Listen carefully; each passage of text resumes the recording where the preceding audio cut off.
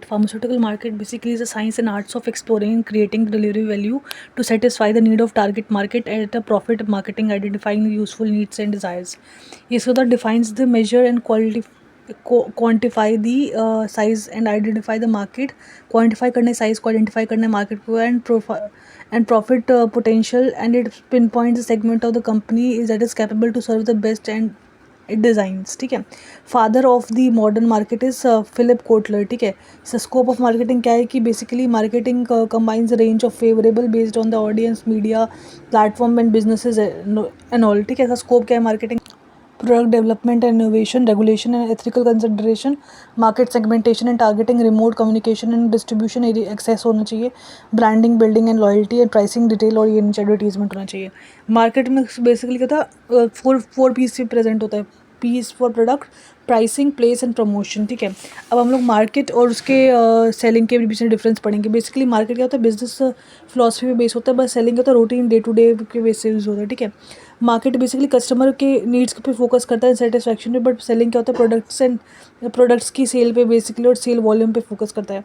Marketing basically क्या होता है, build long term relation and brand loyalty. क्या करता है सेलिंग, क्या होता है achieve the immediate sale and revenue.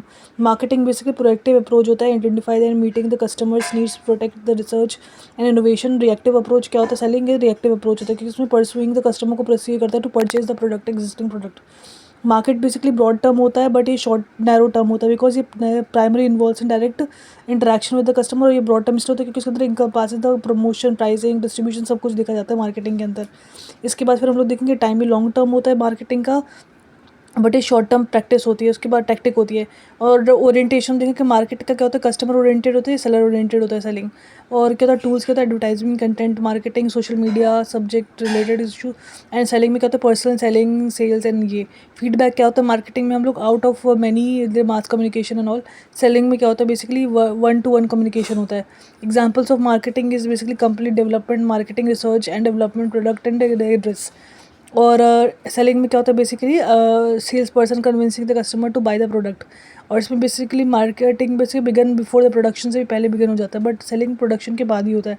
Competitive analysis basically it is a vital part, it involves the studying the valuating strategies, products and strength weakness करता है, उसको valuate करता है, potential of the competitor in the pharmaceutical companies. Analysis helps to it basically compares the inform the decision about the product development. इसमें क्या होता है basically understanding market dynamics, enhance the product positioning and branding, identifying the market gaps and opportunities, planning pricing and promoting strategy, monitoring the involvement and R&D and regulation strategies वगैरह करते हैं इसके अंदर. describes the important understanding the buying behavior. ठीक है. इसमें कहते हैं understanding buying behavior is critical for marketing aiming to succeed the B2B marketing below there why के क्यों ज़रूरत है, क्योंकि it helps identifying the decision making, facilitate the customer offering and enable the long term relationship and improving the sales negotiation strategy, improves the demands and forecasting of the planning and assist the segmentation and targeting, adapt the market communication. General concept of marketing क्या है, हमारे need, wants और demands पे focus करता है. ठीक है. Scope का तो हमने देख लिया कि गुड्स पे फोकस, सर्विसेज पे, इवेंट्स पे और पर्सन पे, प्रॉपर्टीज़ पे, ऑर्गेनाइजेशन पे, and ideas are the scope of the marketing. अब आता है मार्केटिंग इन्वायरमेंट. हमारा आता है internal environment, external environment. Internal environment में basically effect the decision making, direct decision making पे इफेक्ट करता है. इसमें इंटरनल लाइक लोग प्रेजेंट से लाइक लेबर, इन्वेंट्री का, companies, policies, budget making, logistic, ये सब होता है. इसमें माइक्रो इन्वायरमेंट में बेसिकली क्या होता है, ये एक्सटर्नल में आता है. इंटरनल में तो आगे एक्सटर्नल में बेसिकली माइक्रो इन्वायरमेंट और मैक्रो इन्वायरमेंट आता है. ठीक है. ये basically presence of customer, new customer बनेंगे तो नए नए प्रोडक्ट्स लाइक सेल होंगे बेसिकली. ठीक है. इस वजह ये फोकस है. Micro environment like supplier, competitor, retailer, government, customer and employ पे भी लाइक फोकस होता है. Micro environment factors. Customer basically वो होता है जो प्रोडक्ट लेता है. एम्प्लॉय क्या होता है कि main component behind the success of the business. Supplier basically जो प्रोवाइड करता है material, finish products like very important for the organization. Competitor basically require the competitor for marketing strategies और प्लानिंग के लिए कंपटीटर ज़रूरी होता है. उसके बाद हमारा रिटेलर डिस्ट्रीब्यूशन होता है. रिटेल डिस्ट्रीब्यूशन ज़रूरी होता है. फिर गवर्नमेंट है हमारे माइक्रो में. अगर मैक्रो इन्वायरमेंट में बेसिकली क्या होता है, रिलेटेड टू आउटसाइड और outside organization and can not be control, जो कंट्रोल नहीं किया जा सकता और ऑर्गेनाइजेशन के बाहर के होते हैं. जैसे आता है पॉलिटिकल एंड लीगल फैक्टर्स आते हैं, इकोनॉमिकल फैक्टर्स आते हैं, फिर टेक्नोलॉजिकल फैक्टर्स आता है. ठीक है. अब डेमोग्राफिक और इन्वायरमेंटल फैक्टर्स भी इसके अंदर आते हैं. ठीक है. अब इंडस्ट्री एंड कॉम्पिटेटिव एनालिसिस ज़रूरी है. क्योंकि क्या ज़रूरी है, क्योंकि देख कि industrial analysis group of forms and similar products and all के बारे में. ठीक है.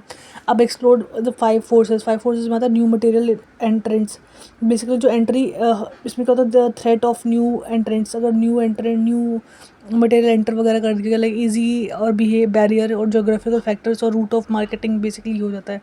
और हमारा सेकंड है हमारा सप्लायर पावर, अगर सप्लायर कम होगा तो बार्गेनिंग पावर भी कम होगी।